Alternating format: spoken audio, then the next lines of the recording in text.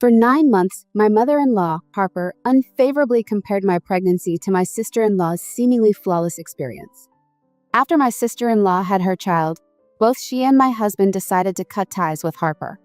My husband and I have been happily married for over 4 years and together for 7. He truly is the ideal partner, embodying the man of my dreams, and we share a wonderful life together. Everyone in my large Mexican family adores him, and not a single person has expressed dislike toward him. His polite and respectful demeanor won everyone over from the start, solidifying my love for him. We make a great team, and conflicts are rare, except when it involves his mother, who can be quite difficult. My husband's family is much smaller than mine. Other than his parents, he has a sister who married last year. His parents are conservative, small-town Christians. His mother, especially, is overly protective and controlling, insisting on family gatherings during holidays and creating drama if her wishes are not met. When I first met his family, I bonded easily with his father, who is laid back and quiet. His sister, who had been away at college and returned only 4 years ago, has also become very close to me, treating me like her own sister. However, interacting with his mother was challenging. For instance, when I shared that I am an environmental consultant focused on marine conservation, my father-in-law was impressed and supportive, but Harper only frowned and remained silent.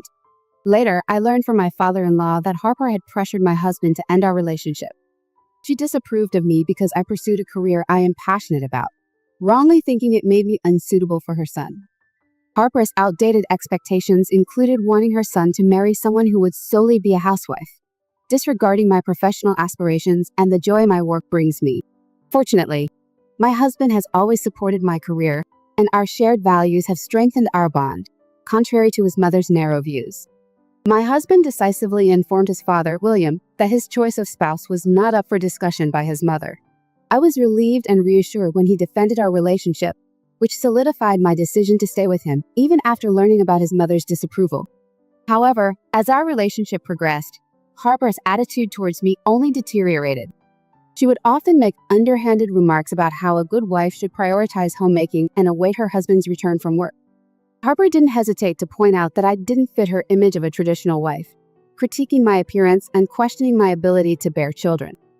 Initially, I dismissed her comments as possibly sarcastic, but it became clear she was quite serious. One evening, during a dinner she insisted we attend, Harper launched into a tirade about longing for old-fashioned gender roles, where women solely managed the household and men were the breadwinners. My husband quickly countered, pointing out that those days were over, and he cherished having a partner who contributed equally, both financially and domestically. Harper, visibly upset by this modern perspective, continued to rant about traditional gender roles. Despite William's attempts to diffuse the tension by advising his wife to calm down, Harper grew more agitated, claiming she was just speaking her truth for her son's benefit. After enduring enough, I quietly stood up from the table and asked my husband to take me home, which he did without hesitation. He shared a look of disappointment with his mother as we left. Later, when William called trying to mend things, I firmly told him Harper's interference and outdated views were unacceptable.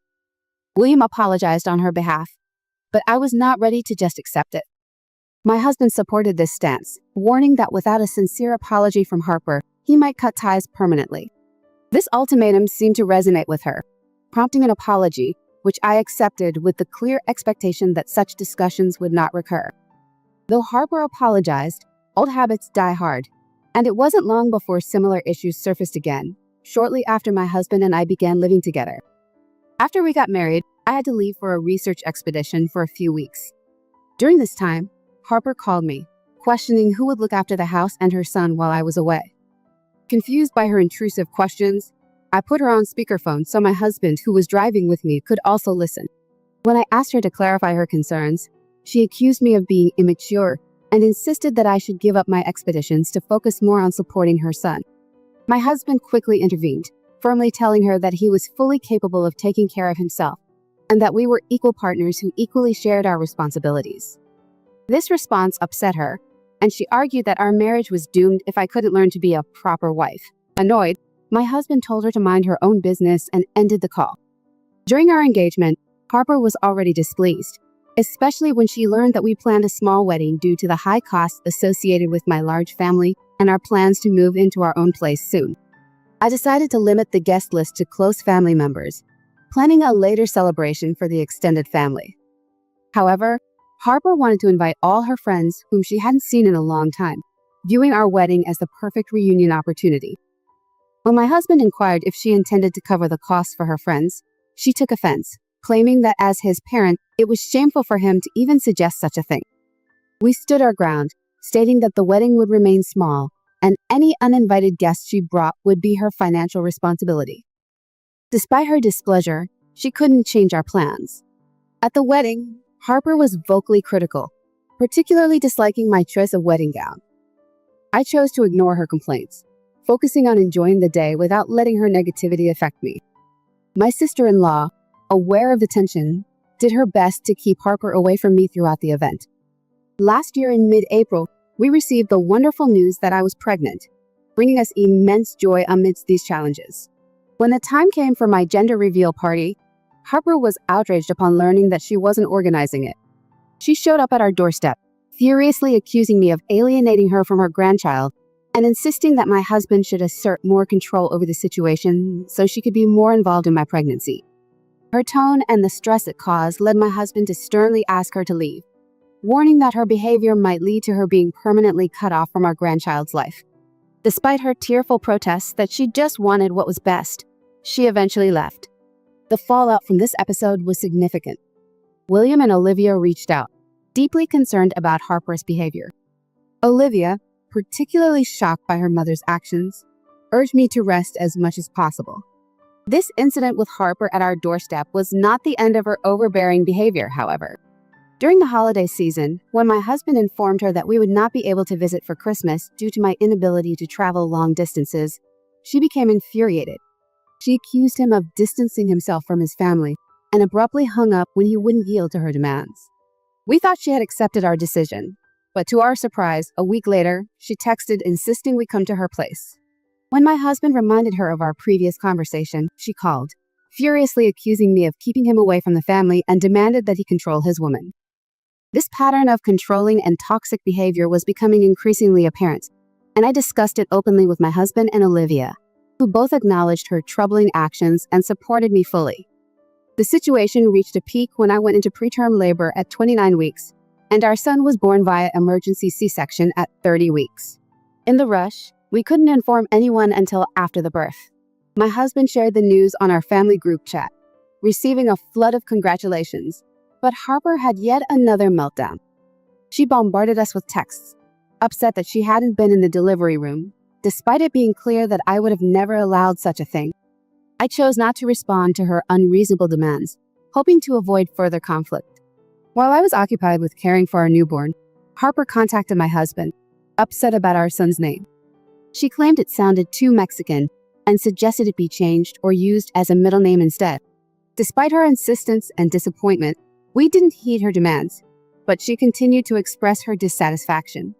When she finally met our son, she began calling him by a completely different name she had concocted, claiming it was her special nickname for him. This took us aback, but my husband promptly asked her to stop, reinforcing that our chosen name was to be used. Harper also disapproved of me breastfeeding, arguing it limited her time with the baby. She suggested I switch to formula feeding so she could have more interactions with him. My mother, who was with us, explained the benefits of breastfeeding for a newborn, but Harper stubbornly maintained that it was unfair. Her constant critiques and attempts to control were wearing on everyone. The situation escalated when Harper insisted on having lunch with me to discuss something she claimed was urgent. After trying to avoid the meeting, I finally agreed. At lunch, after some initial pleasantries, she bluntly asked who would be our son's godfather. Knowing her likely reaction, I hesitated but explained that Olivia and I had decided to be each other's children's godparents. This revelation upset Harper greatly. She burst into tears in the middle of the restaurant and loudly criticized the decision. She argued that as the grandmother, she should have the right to be the godmother, claiming only she could truly be trusted with his care. Despite her emotional display, I stood firm, telling her that the decision was final and she could discuss further with my husband if necessary.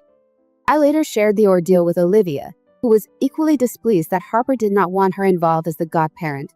My husband also struggled to understand why Harper was acting so irrationally, as her behavior continued to strain family relations. Last week, amidst an emotionally charged atmosphere, Olivia gave birth to her daughter. She requested my presence in the delivery room for support, a role I gladly accepted, having experienced childbirth myself. I spent the night by her side, while my husband and mother cared for our son back home. After the birth, once her boyfriend arrived to support Olivia, I returned home to rest and spend time with my son. During this time, I received several calls from Harper, but I was too exhausted to engage and chose to focus on my family. Later that evening, my husband returned from visiting Olivia and shared surprising news, which initially I thought was just about meeting his niece. However, he revealed that Olivia, fed up with Harper's toxic behavior, had decided to enforce a no-contact rule between Harper and her new daughter. He explained that when Harper had tried to visit the hospital unannounced, Olivia instructed the nurses to deny her entry, allowing only William to meet the baby. This was to avoid Harper's harsh judgments impacting her daughter. This bold move by Olivia was unexpected, and it underscored a significant turning point in how she dealt with Harper's overbearing nature. It became clear that Harper's incessant calls to me that day were likely attempts to either place blame or seek my help in persuading Olivia to allow her to see her granddaughter.